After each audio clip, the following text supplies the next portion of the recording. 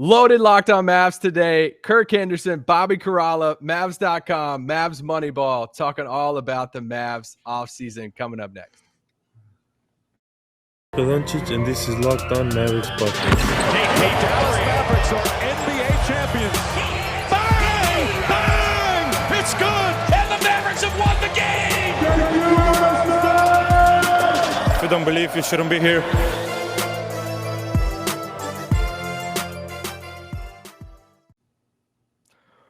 Welcome to Locked On Mavs. This is one of your co-hosts, Isaac Harris, contributor to Mavs.com.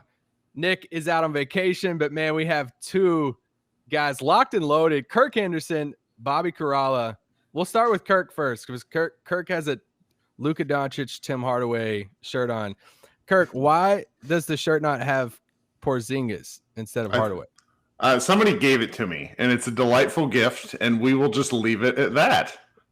Do you own any Porzingis merchandise? I may own a Porzingis. What are those, like the little dolls with the big fat heads? You know what I'm talking about? Like the collectible ones. Yeah, I own a couple. I own a couple KPs. Let's go. If you are wanting to be a model for the Dallas Mavs fan shop, would you model a Porzingis jersey? That would be amazing content for everyone involved, and I would do it. Bobby Caralla. Are you like in full off-season mode right now that we are 30 days from media day? Is that kind of true? Yeah, so Tim Hardaway and Luka have spent the last few weeks in Greece. I spent the last few days in Rowlett, so pretty much the same. We're both in full vacation mode. Isaac, I'm just really excited to be with you today because together we are going to integrate Kirk into Mav State media. So he's about to be one of us. I'm just really excited. Well, guys, happy Mike Breen double bang anniversary day. I've been having a real delightful day watching, Luka hit the game 4 shot last year, even though I cannot believe it was last year. It feels like it was much longer ago, but it's been a nice day of Mavs memories. I rewatched that highlight this morning and I watched it the first time. I'm like, man, it's crazy watching it back. And then I watched it again, and then I watched it again. And I was like watching different reactions and players on the court. Then I watched Reggie Jackson for 2 straight plays on it. I'm like, man, you really thought you had a chance in that. And it's wild because the bubble in a way feels like it was so long ago, but it was also it feels like it was yesterday. Where were you all watching it when that shot went down? I was in my basement, and it was the second game my 4-year-old son had ever watched.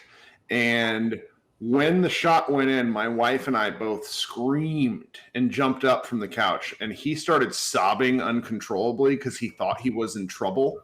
And then after that, we went outside and immediately started shooting baskets. So it's like, I'm going to remember that game probably for the rest of my life because he was like, I want to go play basketball after watching that game. So I was sitting on my couch earlier that day. I'd called my dad, and I was like, they're probably going to lose by 30 today, because that was KP's first game without playing, and, they'd lost game 3 pretty bad.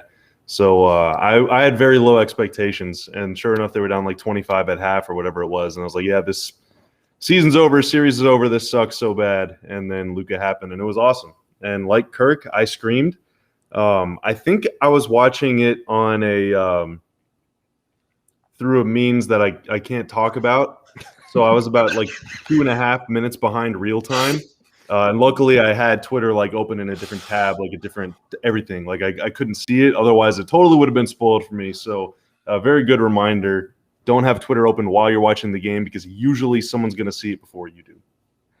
That's a very accurate statement. Twitter is fun, but it also enhances stuff sometimes at the same time. It's great during commercial breaks. One thing that I saw today as I was watching all the replays that you guys were talking about, I had never seen what Doc Rivers did after Luka made the shot. So Doc kind of you can see him kind of be as Luka shoots, and then he sort of turns to walk off the court while it's still in the air, and then as soon as it goes through the hoop, he just takes off and goes to the locker room. That's incredible. I was like, dude, I mean, that guy has seen a whole lot of basketball in his life. I mean, it almost felt like he knew what was going to happen. This podcast is brought to you by Rock Auto. Amazing selection, reliably low prices, all the parts your car will ever need. Visit rockauto.com and tell them that Locked On sent you. Okay, we're going to talk about the Mavs offseason because what a combination. We have Kirk Henderson, Mavs Moneyball, blogger, what's your like official Mavs Twitter title? Are you malcontent? I don't know. I've a lot of the heat, a lot of the wrestling heat I've gotten this year, I think is more built up from previous years because I've been the off season. I was okay. Do you enjoy being a Mavs fan? Yeah, I really do. I really do. But that's where, but realistically, that's where your passion comes from. You cover the team. You just moved back to Dallas.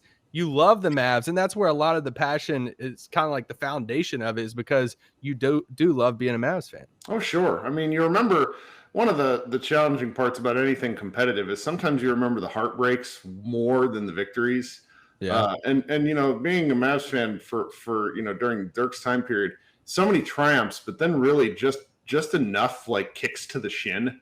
Like I still remember where I was standing when Calvin Booth made his game winner in my house. But I also remember the comeback in Los Angeles where the Lakers came back and beat the Mavs when the Mavs were up like 29 entering the fourth quarter. And then I had to go to school the next day. And, because everybody was a Kobe fan back in those days, just the worst kind of people. But, I really do I love the team in a very demanding way. How about that? Yeah, no, that's good. And on the other end of the spectrum, Bobby Corral at Mavs.com, team employee. I don't know. Does anyone ever point that out that you're a team employee? Never. Okay. A lot of people forget it. And kind of, I mean, I guess I'm sort of like, I wouldn't want to say the opposite of Kirk because that would imply that there's like a spectrum. I really don't think there is a spectrum. No. Yeah, I mean, it's just kind of like I'm like, my whole bit is basketball is fun. Enjoy it. Like it's just, this is for fun. But also there's a whole lot at stake. And as someone who remembers exactly how all of my text and AOL conversations went whenever the Mavs lost in 2006 and 2007 and 2011, I've been there and I've lived it for a very, very long time. So I just kind of always try and remind myself and remind everybody else sort of by proxy that it's a long season. It's a long career. There's a whole lot of bad stuff that's going to happen that doesn't really seem to make sense at the time. So, don't get beat up about it. But that's sort of, I understand why a lot of people would think that that's boring because like it is fun to just stay on the roller coaster, Yeah. And it is a 6-month marathon.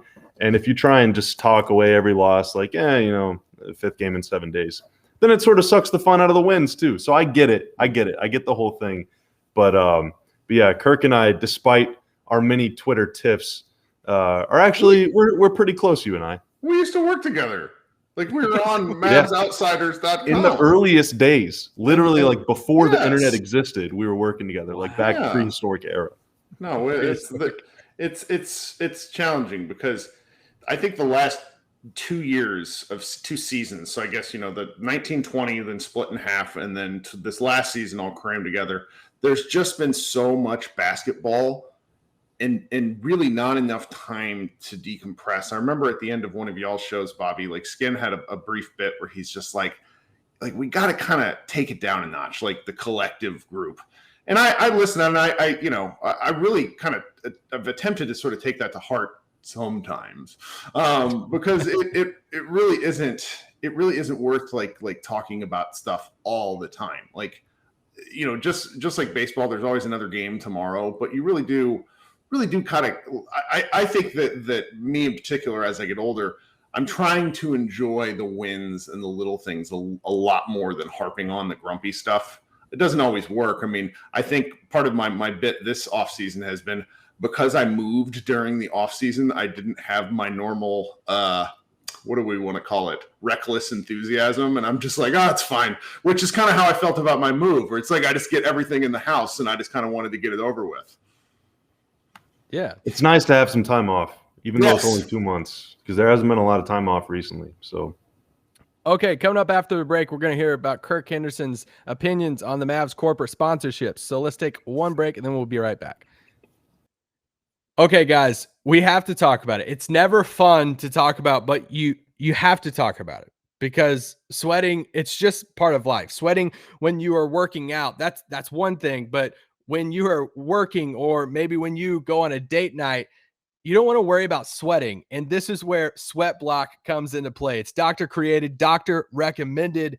It works up for up to 7 days per use. 7 days, not the Ring, like creepy movie, The Ring, 7 days, but it's 7 days per use. Dry shirt guarantee. If Sweat Block doesn't keep you dry, get your money back. It's featured and tested on the Rachel Ray Show. Let's go by firefighters.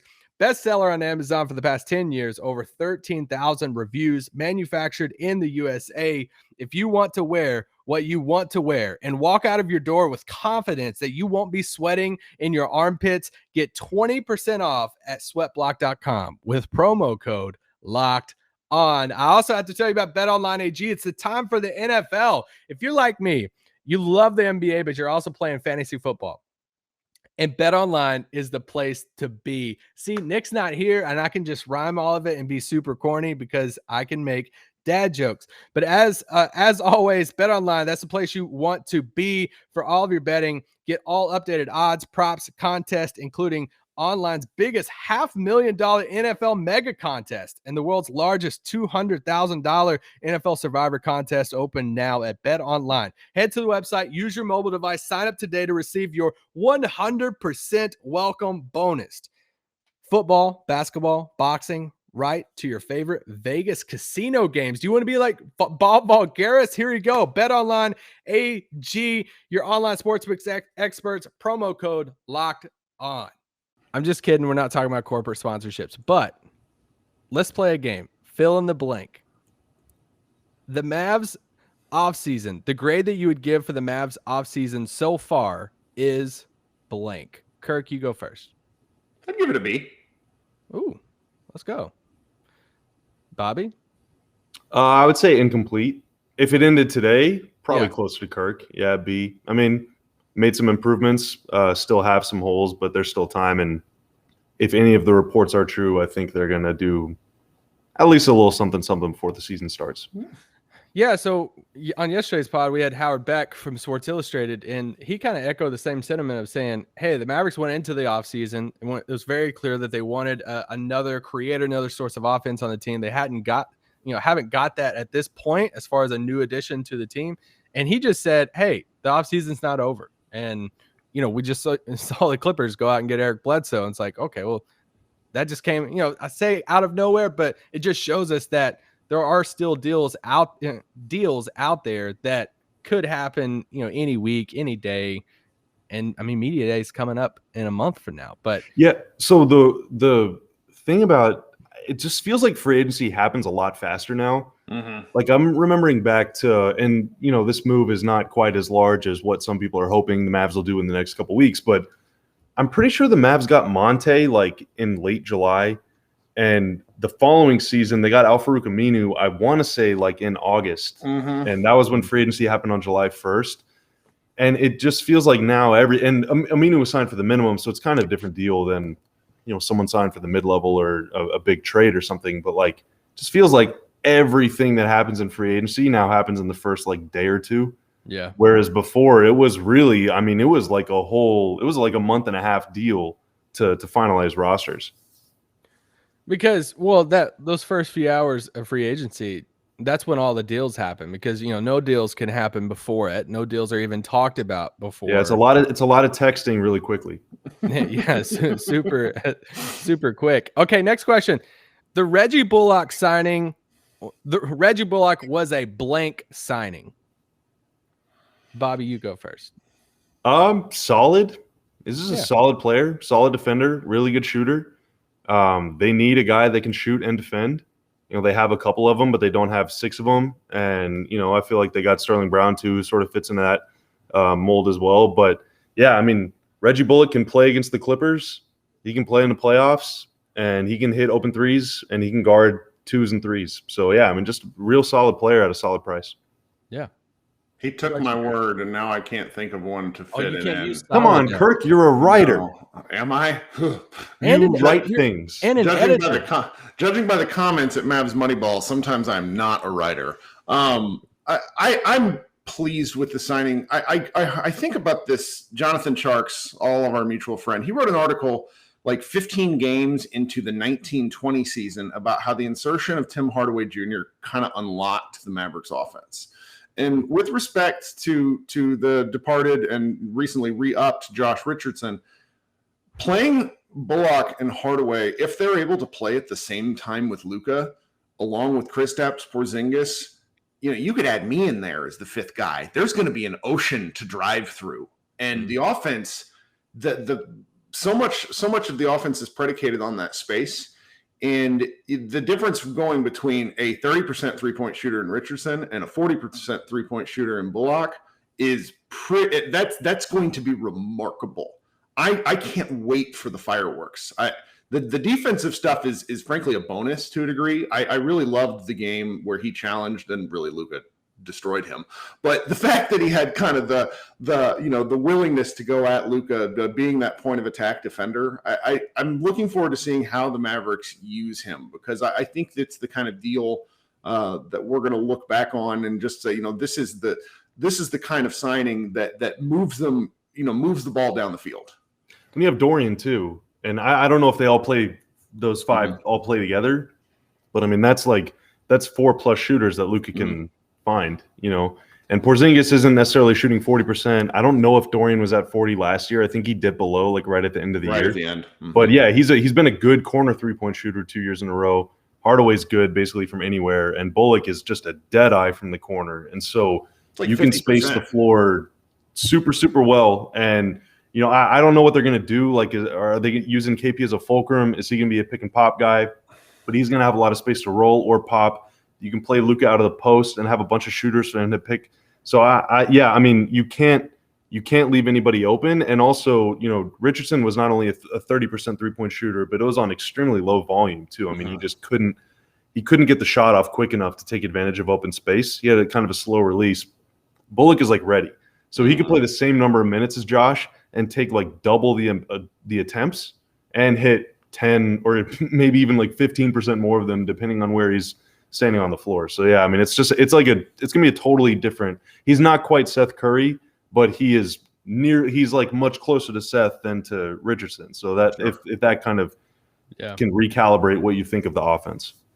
Yeah, I'd say Seth probably has a little bit more playmaking in him, but Bullock has a little bit more defense in him. Well, I'd say a lot more defense in him, but no disrespect to Seth. He's a big guy. He's a big guy. Like it's. I know he's kind of like a 2-guard, I guess, but being 6'5", like Seth Curry was in the range of Bobby and I's height. It's just a different deal. I don't think he was as tall as me. Yeah, honestly. And that's just that teams target that. And if you have one less guy that they can go at on defense, or at least go at consistently, it changes the math over the course of a game, let alone a season.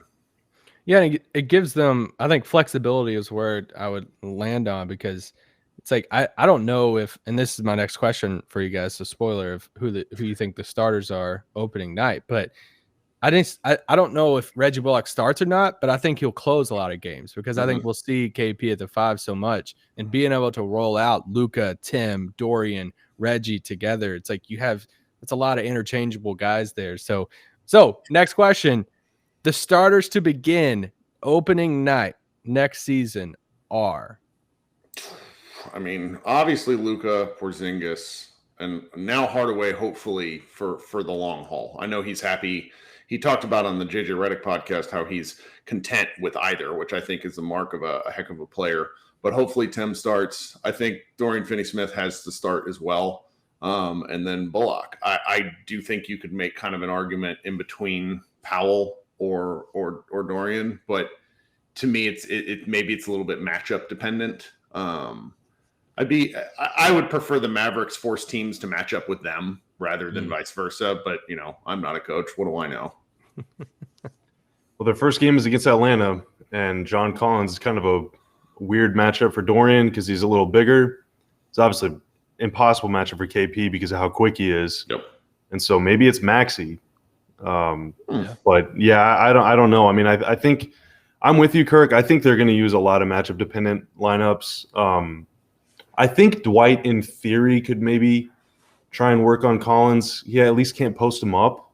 And I don't think Collins likes facing up and driving as much as he does like either backing down or sort of like catch and shoot kind of thing, roll into the basket a little bit. So, I mean, I don't know. Maybe it's Maxey, maybe Dorian, maybe Bullock.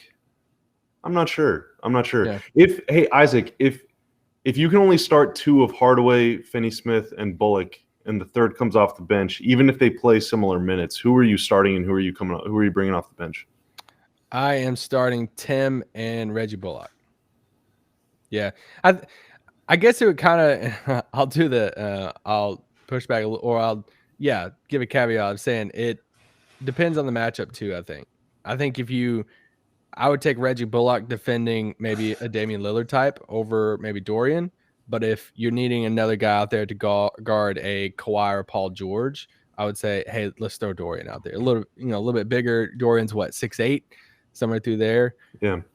So a little bit bigger in Bullock, but it's never. I mean, it's a good problem to have. Like we always joke on here that you can never have enough 6'6" to 6'9" guys on your roster, and here you go. So, okay, let's take another quick break, and then coming back, I want to ask Bobby and Kirk about 2 new additions to the Mavs so far with the same last name in Brown. Guys, let me tell you about Rock Auto. It feels like there are a million makes and models of cars out there. Literally, there's probably a million different types of cars out there. And the last thing I want to do, and the last thing I think you guys want to do, especially with busy schedules, is try to track down individual shops to go to and take your car and scheduling and all of that. So why not use Rock Auto? Rock Auto is the perfect solution for your car parts at the tip of your fingers. Why choose to spend 30%, 50%, even 100% more for the same parts from your chain store or car dealership? Rock Auto is a family business serving do-it-yourselfers for over 20 years. Rock Auto prices are reliably low for every customer. They have everything you need. Brake parts, tail lamps, motor oil, even new carpet in cars. This is the place, Rock Auto. Go to rockauto.com right now. See all the parts available for your car or truck, right? Locked On in their How Did You Hear About Us box so they know we sent you. Amazing selection, reliably low prices, all the parts your car will ever need. rockauto.com. The player with the last name Brown that you are most excited about for the Mavs next season, let's just assume they're on the roster on night 1. Who is it? I think Moses has the superior name, but I think I'm more excited just sort of philosophically for Sterling Brown, 6'4", 6'5" guard, kind of I guess more of a 2 guard, really, not even a combo guard, but can defend some 1s, but a lot of 2s and 3s, even some 4s. I mean, he's not quite Marcus Smart, like thick, but he's just a really big dude. And they haven't had, I mean, we just got done talking about the problem of if you can only start 2 of those wings and not all 3, then who do you start?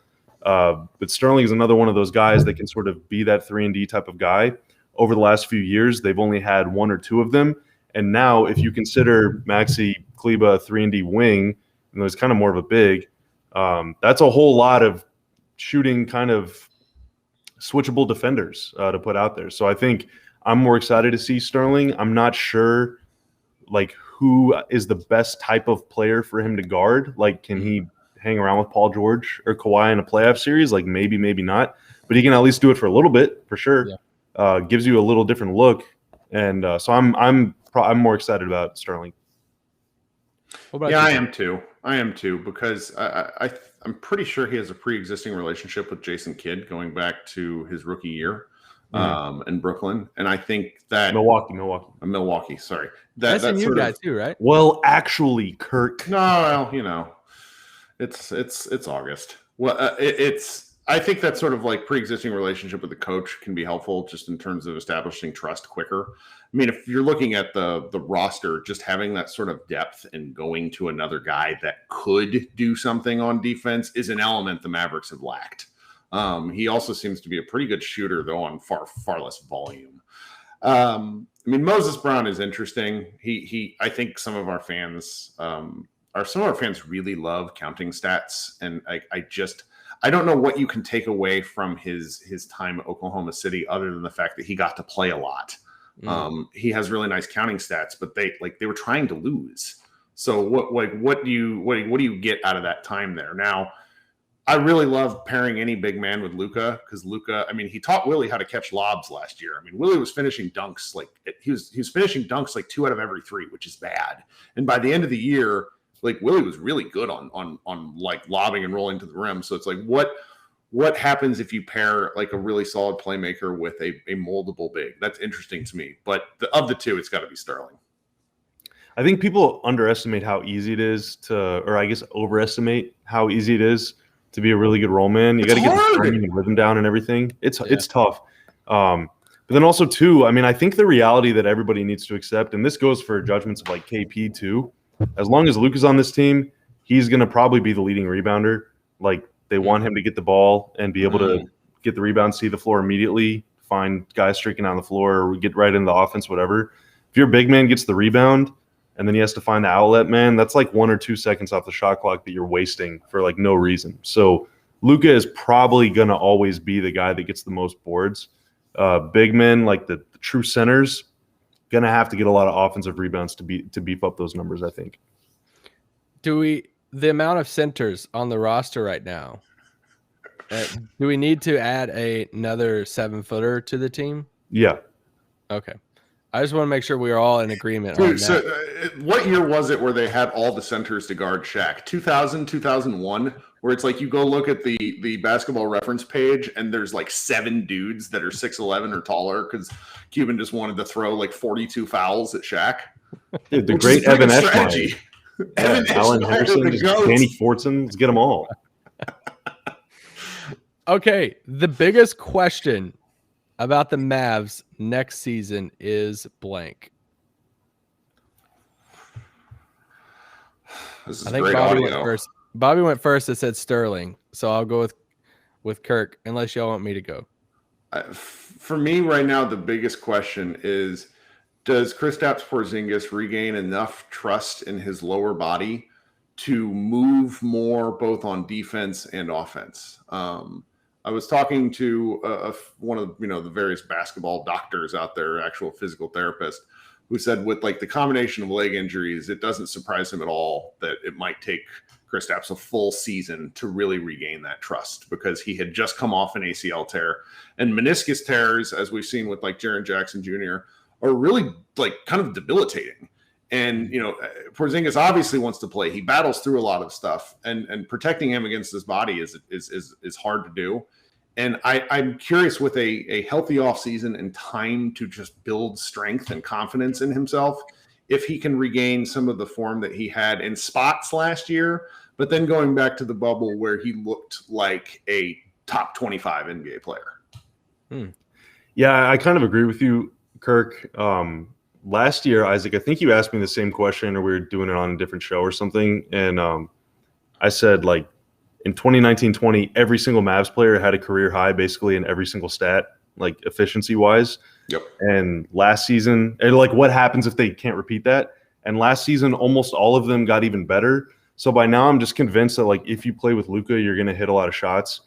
But if they're going to like take the next step, then yeah, it does come down to KP. Is KP bubble KP? Is he like early 2020 KP whenever he was really dominating, like in that February to March run before the stoppage? Or is he going to be, the KP that last year he was fine, 20 points, 9 rebounds is really good, pretty good efficiency, career high effective field goal percentage, I think. But, the defensive end, he just was not as impactful as he was nightly in 2019-20. So, can he be not just good, but like great 9 out of 10 nights? And if he is, then I think they're really, really good. And if he's more of like last year's version of KP, then I think it's going to be like potential play-in sort of dodging. Part of me wonders though, Bobby, like, and rare optimism. I've saved it for Locked On Mavericks. We bring it. Mav State Media brings it out of you. Part of me wonders if you just have to throw the entirety of post All-Star break out last year, because between COVID and the games that had to be rescheduled due to the weather, the Mavericks played basketball almost more than every other night. They did. And if you're going, the NBA had been big prior to COVID-19 into getting teams to play mainly 3 times a week. They want them to play 3 times a week. And when you're playing 4 and 5 times a week, and I'm sure the Mavericks have a medical plan with KP, you're just doing your best. It's like triage constantly, like where he wants to play, you want him to play, but you don't want him to get hurt. And he could never build a rhythm. His game log was kind of a mess in that respect. So, the optimistic take is, what if he's able to play 60 games next year? I think that is an overwhelming success because, with his body type and kind of data going back for guys that are over 7'1", past their 6th season, most guys don't play more than 60% of their games. So we kind of have to establish a baseline for him. And finishing the season healthy, I think, is really positive.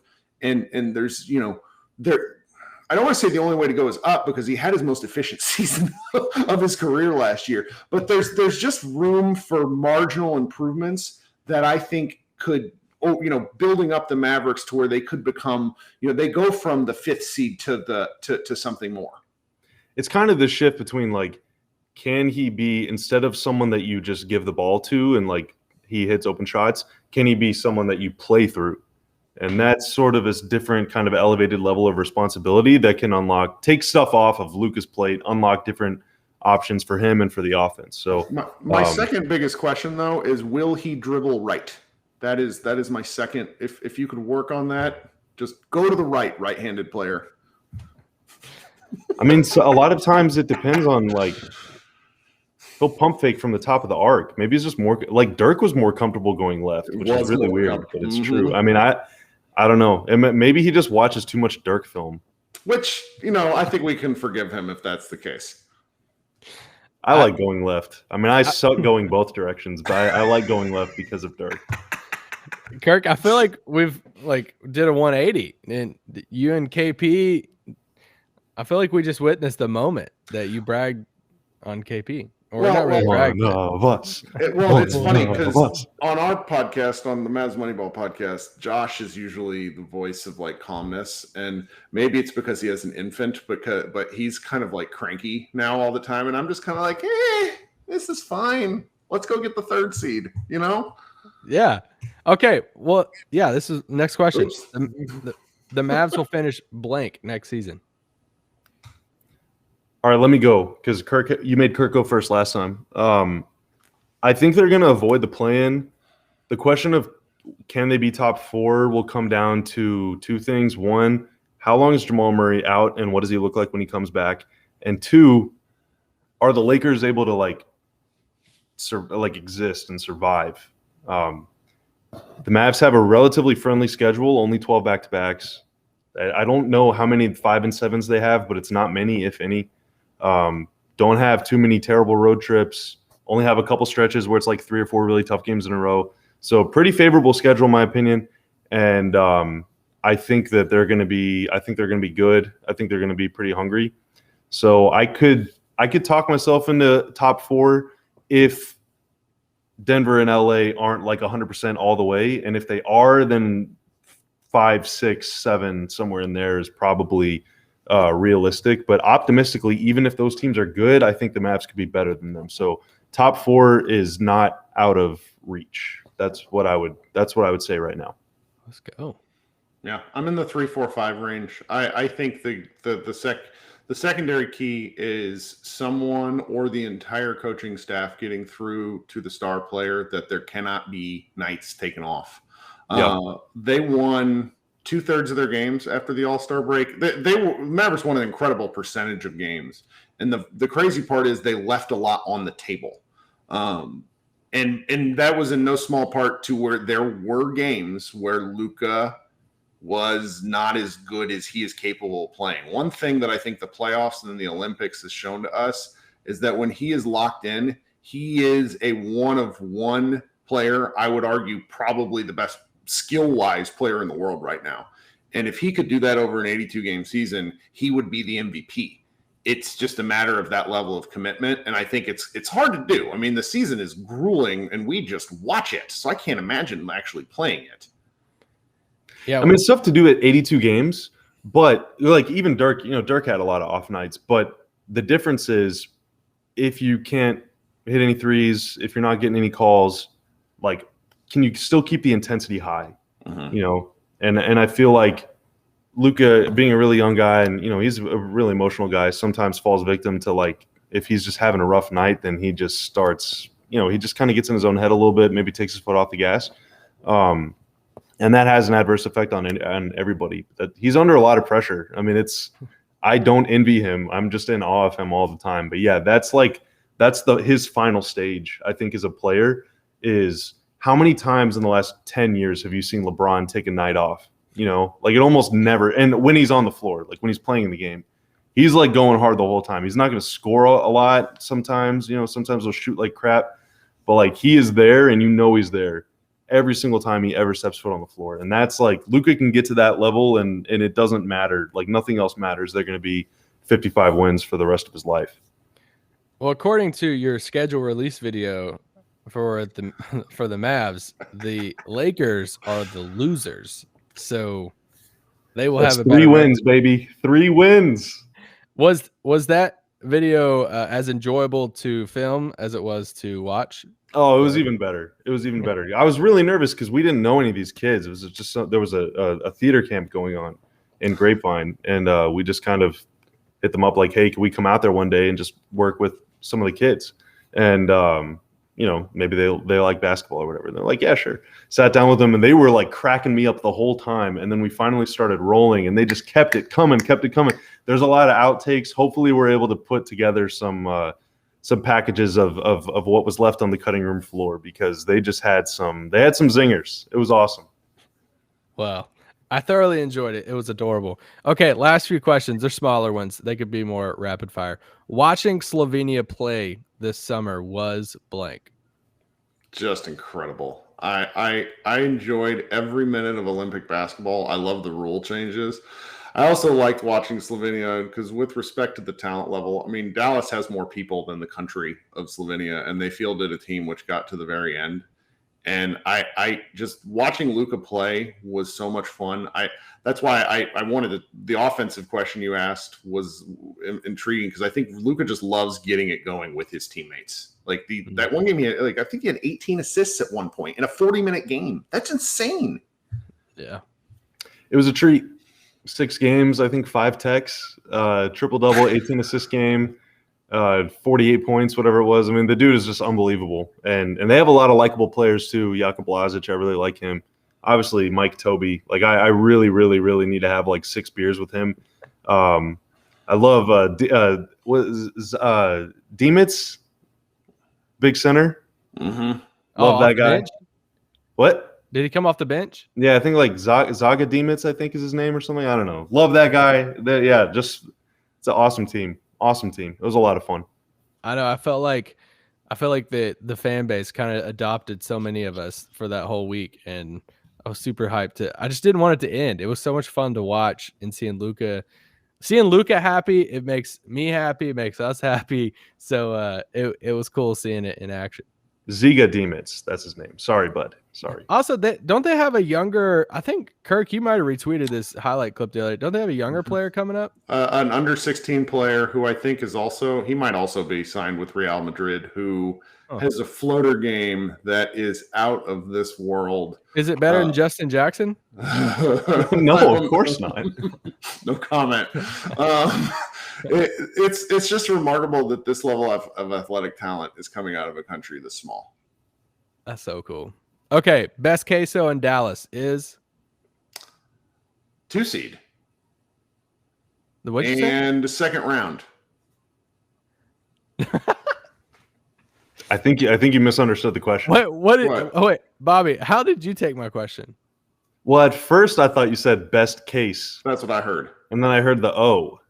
And I immediately thought Chili's. But obviously, best queso in Dallas. Man, that's a harder question. You said 2 seed, and I was like, dang it, this is a restaurant I haven't been to. Yeah, it's tough. I mean, dude, Macero has really good queso. I really like I just like going to, it's not Tacos Mariachi now. It reopened to something else. I don't remember what it's called, but it's right next to where old Tacos Mariachi was. I don't. It's really hard. It's like choosing your favorite child. Yeah, I mean, I've can you do that, Isaac? not had a bad one yet. Is the thing. Like I'm not. I've been to Velvet Taco once. I've been to Torchy's like 3 times, and my son, who doesn't like he's really picky, but he'll just eat that Torchy's stuff with a spoon.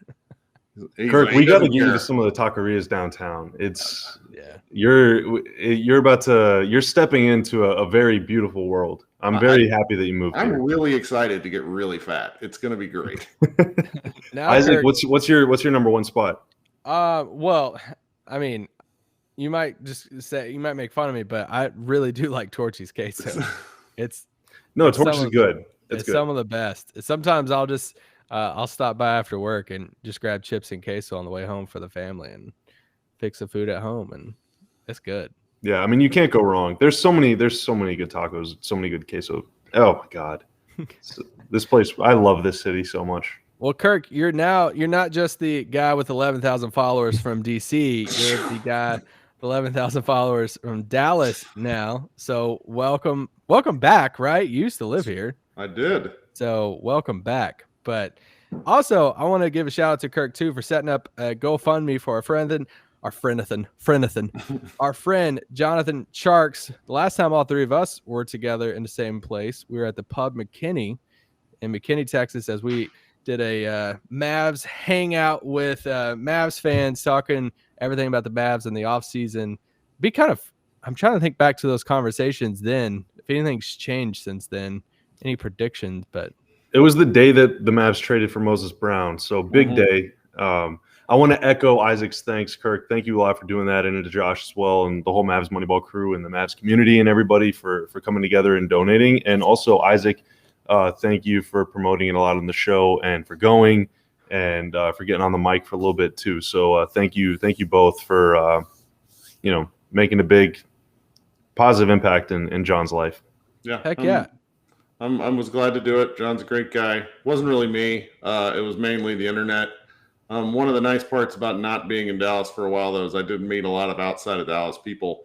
And the funny thing about Sharks is, and he got a real kick out of this, is like people just love him, and it's primarily because he's never around. Like he's not online, so they kind of they think he's this guy. Which the best part about Sharks is he is the guy you think he is. Like he's a great dude. Yeah. So even if I occasionally sass him for his basketball takes, he saves his red hottest takes for the press box. So incredible stuff. Yeah. He anybody that thinks I'm wild, that man has some basketball opinions that will blow people's mind that he just doesn't publish. Yes. we sharpened each other's mind like a sword at the whetstone up there. It was no holds barred for like 3 years there in the mid 2000s. Hey, I sat with him during this playoff series against the Clippers, and for those home games, we sat right next to each other, and we were just firing off stuff left and right. Probably some comments about a Mavs coaching member that's not with the team anymore, but you know what? It's a new stage, and a lot of them to choose from, Isaac. A lot of them to choose from. Every single one of those games, John arrived and would talk to me on the way to his seat, and I'm just brimming with optimism for the Mavs victory that's about to unfold. And then by the end, the fourth quarter, I'm like stumbling over to you guys like a drunk, like, what is going on out there? It was those were fun times, but they could have been way more fun. The days of leaving the press box after a bad loss, and then we're like, well, Mavs Twitter is gonna be fun tonight, and here we go. And were you there for the Golden State game? Because that was like an all-time experience. And was that when Luka stuck around? And no, that was after Charlotte, right? Yeah, that Charlotte was peak too. That was actually really funny. But the Golden State one was peak internet, peak Mavs, Tsunami Poppies dropping a 40-piece. That was like one of my favorite nights, I think, of my life. It was just so funny. It was amazing. God, it was amazing. So the GoFundMe right now for Sharks is over $50,000, which is so cool. Going to John, Melissa, and the fam. If you guys want to donate to that, give to that, you can just go to GoFundMe.com, search Jonathan Sharks' name, and then bam, it will be there. And you might be able to search Kirk Henderson's name too, so it could pop up at the same time. But Is your GoFundMe name Serious Face or is it? Nah, I did it. I learned a lot about GoFundMe during the process, and they do not mess around. They are a legit organization where they're like, this money is not for you. We need to talk to the person that you signed up for. Can you at least upload the dog picture as your Avi, or is it a picture of your face? It's just a picture of my face. I mean, the thing that I did in retrospect that I shouldn't have done is I accidentally picked a photo of Charks that looks like that LeBron photo where he's got his arm back and he's like, and I'm like, this is a terrible photo for a cancer fundraiser. Why did I pick that photo? Why is he only on page 3 of that book? All right, I'm gonna text him tonight and be like, "Hey, you got to listen to the last like 10 minutes of today's pod." All right, guys. Podcast. I don't even know what that is. Thank you so much. Thank you to Kirk. You can follow Kirk, which I mean, y'all are following Kirk already. If you're a Mavs fan, Kirk Serious Face, Mavs Moneyball, tweeting through every game, sharing all the hot takes about the Mavs season and all the games. Follow. And do you have a regular schedule for your pod, or is it just whenever during the season? I'm much more consistent. I love it's every post game, right? Yeah, it's every post game, and then I try to do these locker room now green room chats that are fun. I love my co-host Josh to death, but I have to like drag him to it because he doesn't want to do it until he starts talking, and then he talks for like 40 minutes. It's great. Josh is a riot. You guys are following Bobby Corrala on Twitter. Mavs Daily, Ceiling It's a Roof, bunch of Mavs.com pods. Follow that. They are still available online, but we'll see when they actually. You just need, guys, y'all just need to download Twitch and just follow the Twitch account for the Mavs. Yeah, we're gonna be doing a lot of stuff on Twitch starting once training camp starts. It's gonna be pretty cool. So got some big plans. Maybe Isaac will be a part of it. Who knows? Maybe even Kirk can. We'll see. Kirk said no. You're one of us, dude. You're one of us now. You're part of the family. You heard it on this podcast right here. Kirk let's wrap our arms around each other and put on our blue tinted glasses and just enjoy the ride.